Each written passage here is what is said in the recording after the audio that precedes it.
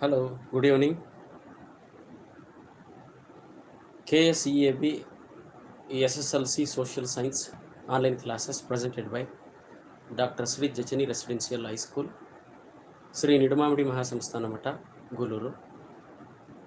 In this video, we will be basically focusing on a lesson called Economy and Government, which falls under the economics branch of social science. ನಮಸ್ತೆ ವಿದ್ಯಾರ್ಥಿ ಮಿತ್ರರೇ, ಈ ಒಂದು online ತರಗತಿಗಳನ್ನು doctor Shri ಜಚನಿ ವಸತಿ ಪ್ರೌಢಶಾಲೆ, ಶ್ರೀ ನಿಡಮಾವಡಿ ಮಹಾಸಂಸ್ಥಾನ ಮಠ, ಗೂಲೂರು ಇವರ ಕಡೆಯಿಂದ ನಡೆಸಿಕೊಡಲಾಗ್ತಾ ಇದೆ. ಈಗ ಸಮಾಜ ವಿಜ್ಞಾನದ ಶಾಖೆಯಾದ ಅರ್ಥಶಾಸ್ತ್ರಕ್ಕೆ ಸಂಬಂಧಿಸಿದಂತೆ ಅರ್ಥವ್ಯವಸ್ಥೆ ಮತ್ತು ಸರ್ಕಾರ ಈ ಒಂದು ಅಧ್ಯಾಯದ ಬಗ್ಗೆ ಈ ವಿಡಿಯೋದಲ್ಲಿ ಕಲಿಯಲಿದ್ದೇವೆ. Now, the important learnings from this lesson would be, we need to understand the relationship between economy and government. Relationship between economy and government is the first learning. Second one will be planning in India. Third one is related to how the 5-year plans are implemented, objectives of 5-year plans, achievements of 5-year plans. Then the last topic is related to green revolution. ನಾವು ಈ ಮುಖ್ಯವಾಗಿ ಅರ್ಥವ್ಯವಸ್ಥೆ ಮತ್ತು ಸರ್ಕಾರ ಈ ಅಧ್ಯಾಯದಲ್ಲಿ ಸರ್ಕಾರ ಮತ್ತು ಅರ್ಥವ್ಯವಸ್ಥೆಯ ನಡುವೆ ಏನು ಸಂಬಂಧ ಇದೆ, ಭಾರತದಲ್ಲಿ ಈ ಒಂದು ಯೋಜನೆಗಳನ್ನು ಯಾವ ರೀತಿಯಾಗಿ ತಯಾರು ಮಾಡ್ತಾರೆ, ಭಾರತದಲ್ಲಿ ಪಂಚವಾರ್ಷಿಕ ಯೋಜನೆಗಳು ಅಂತ ಬರ್ತವೆ. ಈ ಪಂಚವಾರ್ಷಿಕ ಯೋಜನೆಗಳಂತೂ ನಡೆದು ಬಂದಂತಹ ರೀತಿ, ಪಂಚವಾರ್ಷಿಕ ಯೋಜನೆಗಳ ಉದ್ದೇಶಗಳು, ಪಂಚವಾರ್ಷಿಕ ಯೋಜನೆಗಳಿಂದ ಯಾವ ಸಾಧನೆಗಳನ್ನು ಮಾಡಲಾಗಿದೆ, ಅದೇ ರೀತಿಯಾಗಿ ಕೊನೆಯದಾಗಿ ಹಸಿರು ಕ್ರಾಂತಿ, ಈ ಒಂದು 4 ವಿಷಯಗಳನ್ನು ನಾವು ಈ ಅಧ್ಯಾಯದಲ್ಲಿ ಅಧ್ಯಯನ ಮಾಡಲಿದ್ದೇವೆ. I will be speaking both in English as well as Kannada for the benefit of both the medium students. Let's try to understand first topic from this lesson, that is related to relationship between government and economy. Relationship between government and economy. Now we need to understand first what is this economics all about. Before we begin with this chapter, let's try to have some basic sense, basic concepts understanding related to economics. Economics is a branch of social science that everyone knows, and this word economics derived from a word called ecos and nomos. Two words both are from Greek language, ecos and nomos. Ecos and nomos. Ecos means home and nomos means management. So in the ancient times, it has to be like thinking that management of home is called as economics. Management of home or house is called as economics. But later on that the concept, everything has changed. Economics word derived from Greek word called ecos and nomos. Ecos means home and nomos means management. So overall, economics is a branch of social science which studies the economic activities of human beings. ಈ ಒಂದು ಅಧ್ಯಾಯವನ್ನು ಅರ್ಥೈಸ್ಕೊಳ್ಳೋದಕ್ಕಿಂತ ಮೊದಲು ಅರ್ಥಶಾಸ್ತ್ರದ ಬಗ್ಗೆ ತಿಳಿಯತಕ್ಕಂಥ ಸ್ವಲ್ಪ ಪ್ರಯತ್ನವನ್ನು ಮಾಡಬೇಕಾಗ್ತದೆ. ಅರ್ಥಶಾಸ್ತ್ರ ಎನ್ನುವ ಈ ಪದ ಗ್ರೀಕ್ ಭಾಷೆಯ ಈಕೋಸ್ ಮತ್ತು ನೋಮೋಸ್ ಎಂಬ 2 ಪದಗಳಿಂದ ಬಂದಿದೆ. ಈಕೋಸ್ ಅಂತಂದರೆ ಮನೆ ಅಂತ, ನೋಮೋಸ್ ಅಂತಂದರೆ ನಿರ್ವಹಣೆ ಅಂತ. ಮನೆಯ ನಿರ್ವಹಣೆಗೆ ಅರ್ಥಶಾಸ್ತ್ರ ಅಂತ ಕರಿತಾಯಿದ್ರು. During early part of 19th century, a person called Adam Smith, he wrote a famous book called The Wealth of Nations. So in that book, he has clearly explained the importance of economics and what the economics are about. All those details were explained by Adam Smith. Hence, Adam Smith is called as father of economics. 19ನೇ ಶತಮಾನದ ಪ್ರಥಮಾರ್ಧದಲ್ಲಿ Adam Smith ಎಂಬುವ ವ್ಯಕ್ತಿ ಅರ್ಥಶಾಸ್ತ್ರಕ್ಕೆ ಸಂಬಂಧಿಸಿದಂತೆ ರಾಷ್ಟ್ರಗಳ ಸಂಪತ್ತು ಎಂಬ ಪುಸ್ತಕವನ್ನು ಬರೆದಿದ್ದಾರೆ. ಈ ಒಂದು ಗ್ರಂಥದಲ್ಲಿ ಅರ್ಥಶಾಸ್ತ್ರದ ಪ್ರಾಮುಖ್ಯತೆ, ಅರ್ಥಶಾಸ್ತ್ರದ ಅರ್ಥ, ಅರ್ಥಶಾಸ್ತ್ರ ವ್ಯಾಖ್ಯಾನ ಎಲ್ಲ ವಿಚಾರಗಳನ್ನು ತುಂಬ ಅದ್ಭುತವಾಗಿ ಸ್ಪಷ್ಟವಾಗಿ ತಿಳಿಸ್ಕೊಟ್ಟಿದ್ದಾರೆ.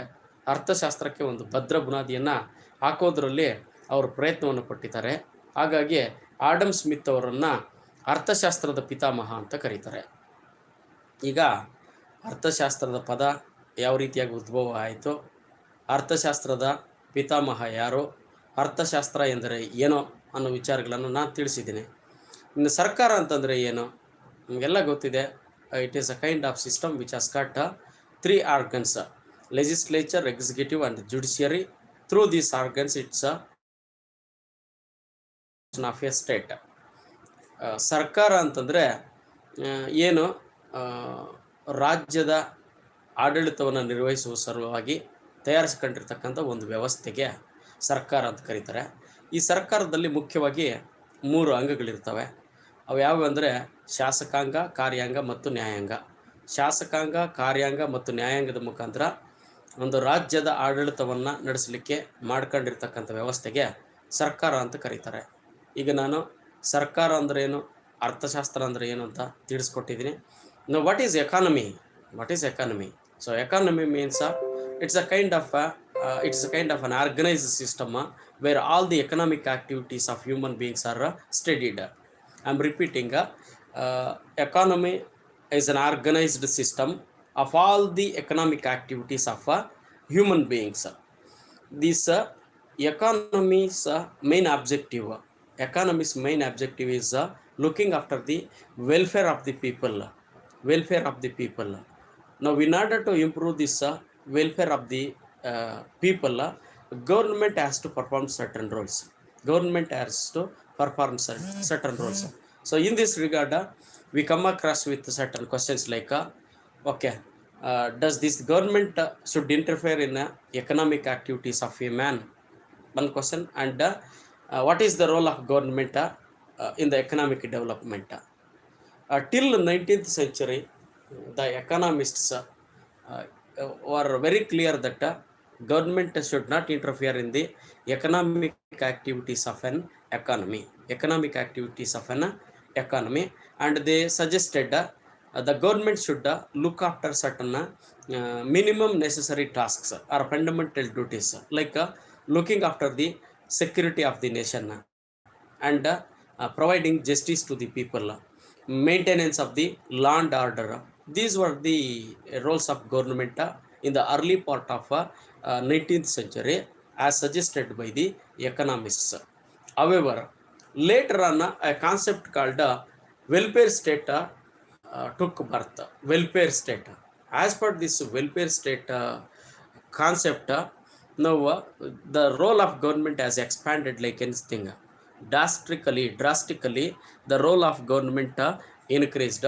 Now, government has to look after all the basic necessities of the human beings, like providing them food, clothes, shelter, providing them good education, then looking after their health and hygiene, looking after communication, transportation, many more things. All the roles has to be performed by the government for its citizens. That's what this concept of welfare state was brought in the 20th century. Due to this welfare state concept, slowly government started involving in the activities of economy. ಈಗ ಇಲ್ಲಿವರೆಗೂ ತಿಳಿಸಿರ್ತಕ್ಕಂಥ ವಿಷಯವನ್ನು ಕನ್ನಡದಲ್ಲಿ ಹೇಳಕ್ಕೆ ಇಷ್ಟಪಡ್ತೀನಿ ನಾನು. ಈ ಅರ್ಥವ್ಯವಸ್ಥೆ ಮತ್ತು ಸರ್ಕಾರದ ನಡುವೆ ಇರತಕ್ಕಂಥ ಸಂಬಂಧವನ್ನು ತಿಳಿತಕ್ಕಂಥ ಒಂದು ಪ್ರಯತ್ನ ಇದು. ಅರ್ಥವ್ಯವಸ್ಥೆ ಅಂತಂದರೆ ಮಾನವನ ಎಲ್ಲ ಆರ್ಥಿಕ ಚಟುವಟಿಕೆಗಳನ್ನು ಒಂದು ವ್ಯವಸ್ಥಿತವಾಗಿ ಅಧ್ಯಯನ ಮಾಡ್ತಕ್ಕಂಥ ಒಂದು ವ್ಯವಸ್ಥೆ.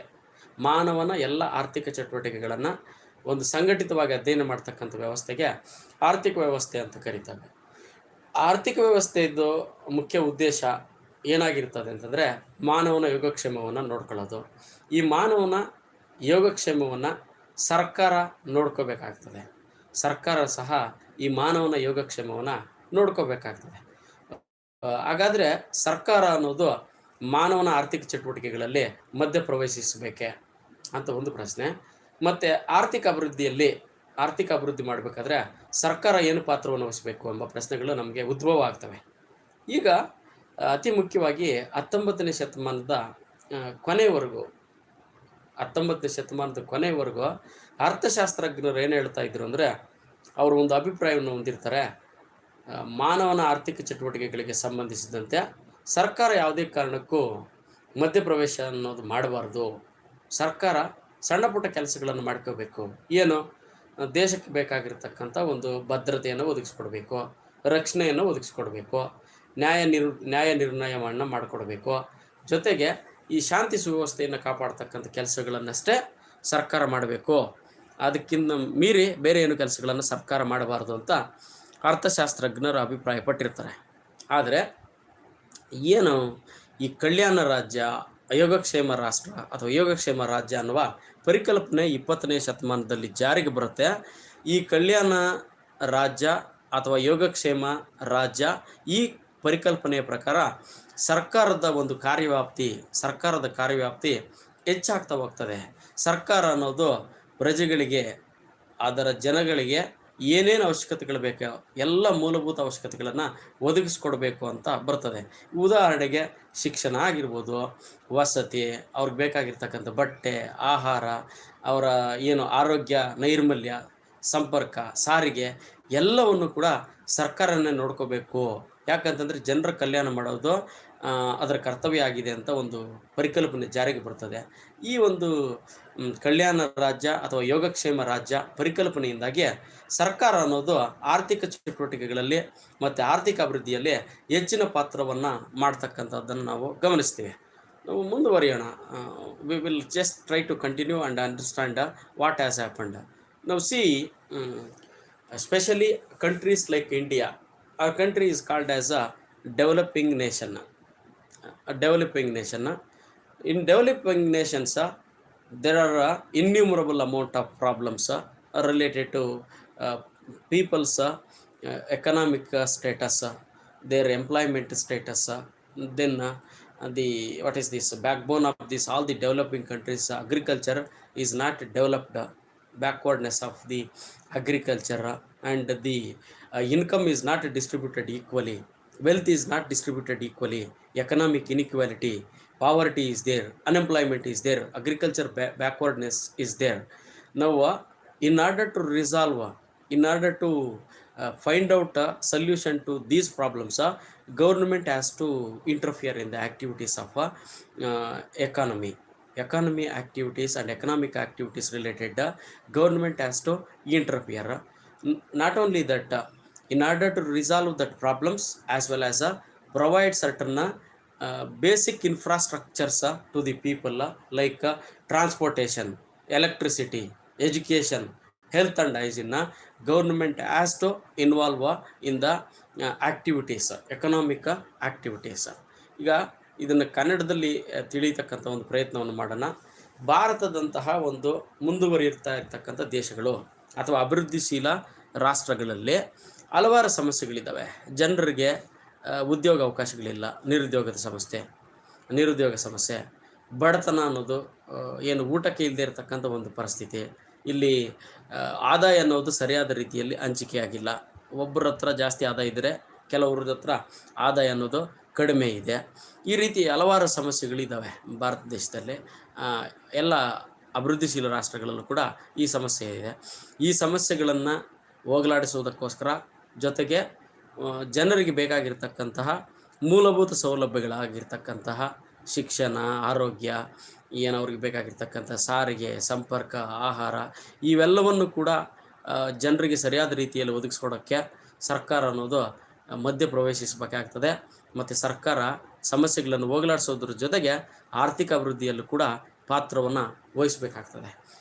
ಇದಷ್ಟೇ ಅಲ್ಲ, ಏನು ಈ ಒಂದು ಅರ್ಥವ್ಯವಸ್ಥೆಯಲ್ಲಿ ನಮಗೆ ಕಂಡುಬರತಕ್ಕಂಥ ಮುಖ್ಯ ಆರ್ಥಿಕ ಪರಿಕಲ್ಪನೆಗಳಾಗಿರ್ತಕ್ಕಂತಹ ಈ ಹೂಡಿಕೆ ಆಗಿರ್ಬೋದು, ಉದ್ಯೋಗ ಆಗಿರ್ಬೋದು, ಉತ್ಪಾದನೆ ಆಗಿರ್ಬೋದು, ರಾಷ್ಟ್ರೀಯ ಆದಾಯ, ತಲಾದಾಯ, ಈ ಮುಂತಾದವುಗಳನ್ನು ಹೆಚ್ಚಿನ ರೀತಿಯಲ್ಲಿ ಮಾಡಲಿಕ್ಕೆ, ಇದನ್ನು ಅಭಿವೃದ್ಧಿ ಮಾಡಲಿಕ್ಕೆ ಸರ್ಕಾರ ಅನ್ನೋದು ಆವಾಗವಾಗ ಮಧ್ಯಪ್ರವೇಶಿಸಬೇಕಾಗ್ತದೆ. ಮತ್ತು ಈ ಆರ್ಥಿಕತೆಯಲ್ಲಿ ಉಂಟಾಗಿರ್ತಕ್ಕಂಥ ಏರುಪೇರುಗಳು ಏರಿಳಿತಗಳನ್ನು ಸರಿ ಮಾಡಿಕೊಂಡು ಆರ್ಥಿಕ ಸ್ಥಿರತೆಯನ್ನು ಕಾಪಾಡಿಕೊಳ್ಳೋಕ್ಕೋಸ್ಕರ ಸರ್ಕಾರದ ಒಂದು ಮಧ್ಯಪ್ರವೇಶ ಬೇಕಾಗುತ್ತದೆ. ಅದೇ ರೀತಿಯಲ್ಲಿ ಈ ಆರ್ಥಿಕ ಅಸಮಾನತೆಯಿಂದಾಗಿ ಉಂಟಾಗ್ತಕ್ಕಂತಹ ನಗರ ಮತ್ತು ಗ್ರಾಮೀಣ ಪ್ರದೇಶಗಳು, ಬಡವ ಬಲ್ಲಿದ ಈ ರೀತಿಯಾದ ಎಲ್ಲ ಸಮಸ್ಯೆಗಳನ್ನು ಹೋಗಲಾಡಿಸಿ, ತಾರತಮ್ಯವನ್ನು ಹೋಗಲಾಡಿಸಿ ಆದಷ್ಟು ಮಟ್ಟಿಗೆ ಈ ಒಂದು ಸಂಪನ್ಮೂಲಗಳನ್ನು ಸಮಾನ ರೀತಿಯಲ್ಲಿ ಹಂಚಿಕೆ ಮಾಡೋಕ್ಕೋಸ್ಕರ ಸರ್ಕಾರದ ಪಾತ್ರ ಒಂದು ಮುಖ್ಯ ಆಗ್ತದೆ. ಈ ನಿಟ್ಟಿನಲ್ಲಿ ಕೂಡ ಸರ್ಕಾರದ ಪಾತ್ರ ಆರ್ಥಿಕತೆಯಲ್ಲಿ ಹೆಚ್ಚಿನದಾಗಿರ್ತದೆ. ಇನ್ನು let's try to understand the same thing in English as well. ನಾವು let's move on. In each and every economy, the government has to work towards increase of investment, employment opportunities, production, national income, per capita income. So when these things are increased, economy automatically develops. Not only that, the wealth is or money is or properties are not equally distributed among all the people. Few people have more income, few people don't have any income. The class system and caste system is developed in the nation. In order to bridge the gap between urban areas and rural areas, and between rich and poor, the government has to interfere and bring the social justice and bring the economic stability. Now this is briefly related to relationship between government and economy. Now let's move on and have a look at how the planning takes place in India. Before this, we need to understand the first nation in the world which has introduced the planning in the 20th century, especially in the year 1929. USSR, Union of Soviet Socialist Russia, implemented economic plans, and it has emerged as a successful nation in economic progress. After World War II, all the governments, many countries started following this economic planning in order to solve the economic problems which are found in economy. ಈಗ 20ನೇ ಭಾರತದಲ್ಲಿ ಯೋಜನೆ ತಿಳಿಯೋದಕ್ಕಿಂತ ಮೊದಲು ಸ್ವಲ್ಪ ನಾವು ಅದರ ಹಿಂದೆ ಇರತಕ್ಕಂಥ ಹಿನ್ನೆಲೆಯನ್ನು ತಿಳ್ಕೊಬೇಕಾಗ್ತದೆ. ಈ ಯೋಜನೆಗಳಿಗೆ ಸಂಬಂಧಿಸಿದಂತೆ 20ನೇ ಶತಮಾನದಲ್ಲಿ ಏನು ಈ ಸೋವಿಯತ್ ಸಮಾಜವಾದಿ ರಷ್ಯಾ ಅಂತ ಏನು ಕರಿತೀವಿ, USSR, 1929ರಲ್ಲಿ ಆರ್ಥಿಕ ಯೋಜನೆಗಳನ್ನು ಪ್ರಪಂಚದಲ್ಲೇ ಮೊಟ್ಟ ಮೊದಲ ಬಾರಿಗೆ ಜಾರಿಗೆ ತಂದು ಈ ಒಂದು ಏನು ಆರ್ಥಿಕ ಯೋಜನೆಗಳ ಮುಖಾಂತರ ಅತಿ ಶೀಘ್ರಗತಿಯಲ್ಲಿ ಬೇಗನೆ ಆರ್ಥಿಕ ಬೆಳವಣಿಗೆ ಮತ್ತು ಆರ್ಥಿಕ ಪ್ರಗತಿಯನ್ನು ಸಾಧಿಸುವುದರಲ್ಲಿ ಯಶಸ್ಸನ್ನು ಕಾಣ್ತದೆ. ಮುಂದಿನ ದಿನಗಳಲ್ಲಿ ಅದು ಮುಖ್ಯವಾಗಿ 2ನೇ ಮಹಾಯುದ್ಧದ ನಂತರ, ಅಂದರೆ 1936ರ ನಂತರ ವಿಶ್ವದ ಬಹುತೇಕ ಸರ್ಕಾರಗಳು, ಬಹುತೇಕ ದೇಶಗಳು ಈ ಒಂದು ಆರ್ಥಿಕ ಸಮಸ್ಯೆಗಳಿಗೆ ಪರಿಹಾರವನ್ನು ಕಂಡುಕೊಳ್ಳೋಕ್ಕೆ ಆರ್ಥಿಕ ಯೋಜನೆಗಳನ್ನು ಜಾರಿಗೆ ತರ್ತಕ್ಕಂಥ ಒಂದು ಪ್ರಯತ್ನವನ್ನು ಮಾಡ್ತಾರೆ. ಎಲ್ಲರಿಗೂ ಆದರ್ಶ ಅಥವಾ ರೋಲ್ ಮಾಡೆಲ್ ಯಾರು ಅಂತಂದರೆ ಯೋಜನೆಗಳಿಗೆ ಸಂಬಂಧಿಸಿದಂತೆ ರಷ್ಯಾ ದೇಶ. ಅದು 1929ರಲ್ಲೇ ಆರ್ಥಿಕ ಯೋಜನೆಗಳನ್ನು ಜಾರಿಗೆ ತಂದಿರ್ತದೆ. ಇದು 1 ಅಂಕದ ಪ್ರಶ್ನೆ ಬರುವ ಸಾಧ್ಯತೆ ಇರ್ತದೆ, ಚೆನ್ನಾಗಿ ಜ್ಞಾಪಕಿಟ್ಕೊಳ್ಳಿ. ಪ್ರಪಂಚದಲ್ಲೇ ಅಥವಾ ವಿಶ್ವದಲ್ಲೇ ಮೊಟ್ಟ ಮೊದಲಿಗೆ ಆರ್ಥಿಕ ಯೋಜನೆಗಳನ್ನು ಜಾರಿಗೊಳಿಸಿದ ರಾಷ್ಟ್ರ ಯಾವುದು ಅಂತ ಕೇಳುವ ಸಾಧ್ಯತೆ ಇರ್ತದೆ, ಮತ್ತು ಯಾವಾಗ ಜಾರಿಗೆ ತಂತು ಅಂತ ಬರುವ ಸಾಧ್ಯತೆ ಇರ್ತದೆ, 1929ರಲ್ಲಿ. ಓಕೆ, ಈಗ ಮುಂದುವರೆದು ನಾವು how the planning takes place in India, how the planning happens in India. Let's try to understand little bit. Now let's move on. In common sense, in layman language, we can say, as a student, as a family, or for a human being, or for a owner of the family, everyone should have a plan in order to achieve success. So why we need to have a plan? Someone may ask. See, the whole lot of this economics topic revolves around a concept called human wants are unlimited but available resources are limited. I am repeating again, human wants are unlimited but available resources are limited. In order to make use these limited resources to fulfill unlimited wants of human beings, he must have a planning. Whether he is a student or a teacher or a nation or a family, whatever it is, ಈ must have this plan. Without this plan ಈ will not reach, ಈ will not achieve is goals. ಈಗ ಯೋಜನೆ ಅನ್ನೋದನ್ನು ಸಾಮಾನ್ಯವಾಗಿ ಒಬ್ಬ ನಾಗರಿಕನಾಗಿ ಅಥವಾ ಸಾಮಾನ್ಯವಾಗಿ ಅರ್ಥೈಸ್ಕೊಳ್ಳುವಂಥ ಪ್ರಯತ್ನವನ್ನು ಮಾಡಬೇಕಾಗ್ತದೆ. ಯೋಜನೆ ಅನ್ನೋದು ವ್ಯಕ್ತಿ ಅಷ್ಟೇ ಅಲ್ಲ, ವಿದ್ಯಾರ್ಥಿ ಜೀವನದಲ್ಲಾಗಿರ್ಬೋದು, ಕುಟುಂಬಕ್ಕೆ ಸಂಬಂಧಿಸಿದಂತೆ, ಒಂದು ರಾಜ್ಯಕ್ಕೆ ಸಂಬಂಧಿಸಿದಂತೆ, ರಾಷ್ಟ್ರಕ್ಕೆ ಸಂಬಂಧಿಸಿದಂತೆ ಮುಖ್ಯ ಆಗ್ತದೆ. ಯಾಕೆ ಯೋಜನೆ ಇರಬೇಕು ಅಂತಂದರೆ ನೋಡಿ, ಈ ಒಂದು ಅರ್ಥಶಾಸ್ತ್ರ, ಈ ಆರ್ಥಿಕ ವ್ಯವಸ್ಥೆ, ಆರ್ಥಿಕ ಚಟುವಟಿಕೆಗಳಿಗೆ ಸಂಬಂಧಿಸಿದಂತೆ ಈ ಒಂದು ಸಾಲನ್ನು ತಾವು ಜ್ಞಾಪಕ ಇಟ್ಕೋಬೇಕು. ಏನಂತಂದರೆ, ಮಾನವನ ಬಯಕೆಗಳು ಅಪರಿಮಿತವಾಗಿದ್ದಾವೆ, ಆದರೆ ಲಭ್ಯವಿರುವ ಸಂಪನ್ಮೂಲಗಳು ಮಿತಿಯಾಗಿದ್ದಾವೆ. ಮಾನವನ ಬಯಕೆಗಳು ಅಪರಿಮಿತ, ಅನ್ಲಿಮಿಟೆಡ್, ಜಾಸ್ತಿ ಇದ್ದಾವೆ. ಆದರೆ ಅದನ್ನು ಪೂರೈಸೋಕ್ಕೆ ಲಭ್ಯವಿರತಕ್ಕಂತಹ ಸಂಪನ್ಮೂಲಗಳು ತುಂಬ ಕಡಿಮೆ ಇದ್ದಾವೆ. ತುಂಬ ಕಡಿಮೆ ಇರತಕ್ಕಂಥ ಸಂಪನ್ಮೂಲಗಳನ್ನು ಯೋಜನೆಯ ಮುಖಾಂತರ ಬಳಸಿದರೆ ಮಾತ್ರ ನಾವು ಗುರಿಯನ್ನು ಸಾಧಿಸಲಿಕ್ಕೆ ಆಗ್ತದೆ. ಹಾಗಾಗಿ ಯೋಜನೆ ಅನ್ನೋದು ಅತಿ ಮುಖ್ಯ ಆಗ್ತದೆ. ಓಕೆ, ತಮಗೆ ಯೋಜನೆ ಅನ್ನೋದು ಯಾಕೆ ಬೇಕು, ಏನು ಅಂತ ಸ್ಪಷ್ಟತೆ ಸಿಕ್ಕಿದೆ ಅಂತ ಅನಿಸುತ್ತೆ ನನ್ನ ಪ್ರಕಾರ.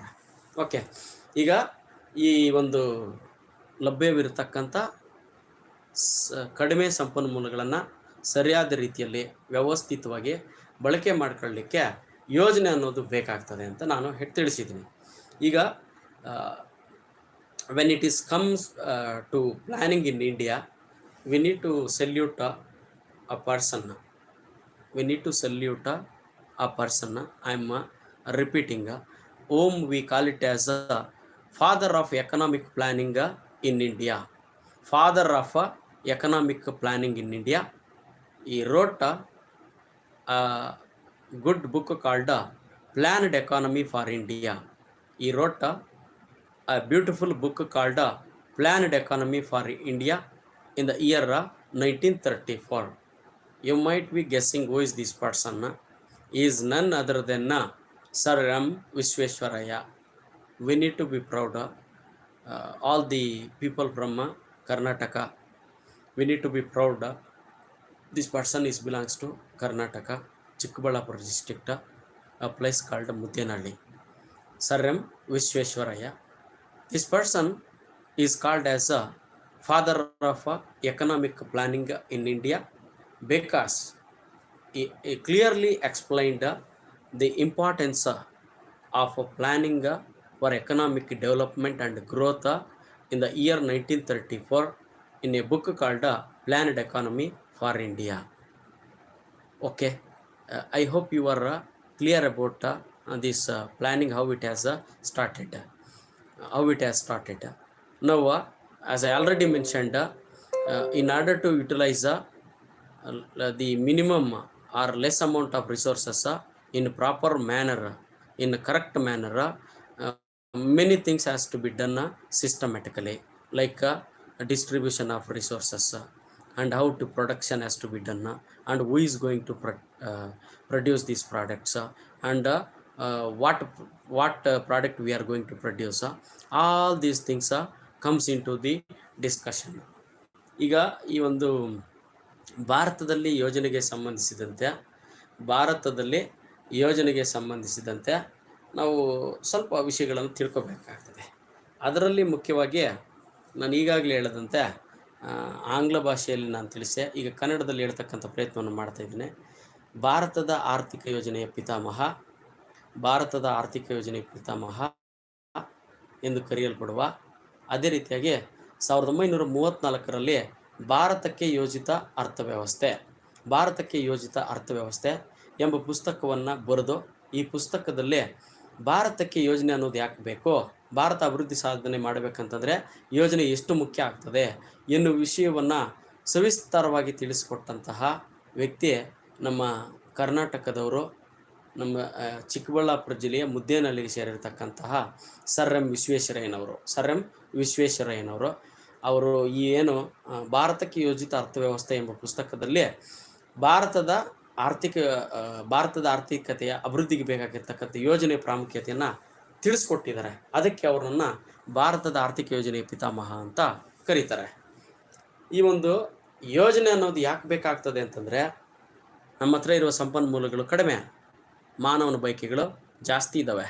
ಇದನ್ನು ಈ ಒಂದು ಸಂಪನ್ಮೂಲಗಳನ್ನು ಸರಿಯಾದ ರೀತಿಯಲ್ಲಿ ಸದ್ಬಳಕೆ ಮಾಡ್ಕೋಬೇಕಾದ್ರೆ ನಾವು ಏನನ್ನು ಉತ್ಪಾದನೆ ಮಾಡಬೇಕು, ಎಷ್ಟು ಉತ್ಪಾದನೆ ಮಾಡಬೇಕು, ಅದನ್ನು ಯಾವ ರೀತಿಯಾಗಿ ಉತ್ಪಾದನೆ ಮಾಡಬೇಕು ಮತ್ತು ಹೇಗೆ ವಿತರಿಸಬೇಕು, ಈ ಥರ ಒಂದು ನಿರ್ಧಾರಗಳನ್ನು ಸರಿಯಾಗಿ ತೆಗೆದುಕೊಳ್ಳಬೇಕಾದ್ರೆ ಈ ಆರ್ಥಿಕ ಯೋಜನೆ ಅನ್ನೋದು ಬೇಕಾಗ್ತದೆ.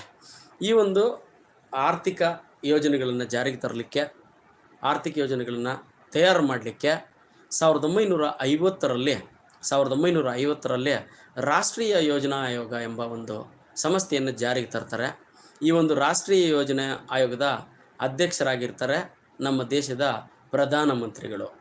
ರಾಷ್ಟ್ರೀಯ ಯೋಜನಾ ಆಯೋಗದ ಅಧ್ಯಕ್ಷರು ಯಾರಾಗಿರ್ತಾರೆ ಅಂತ ಪ್ರಶ್ನೆ ಬಂದರೆ ಪ್ರಧಾನಮಂತ್ರಿಯವರು ಆಗಿರ್ತಾರೆ.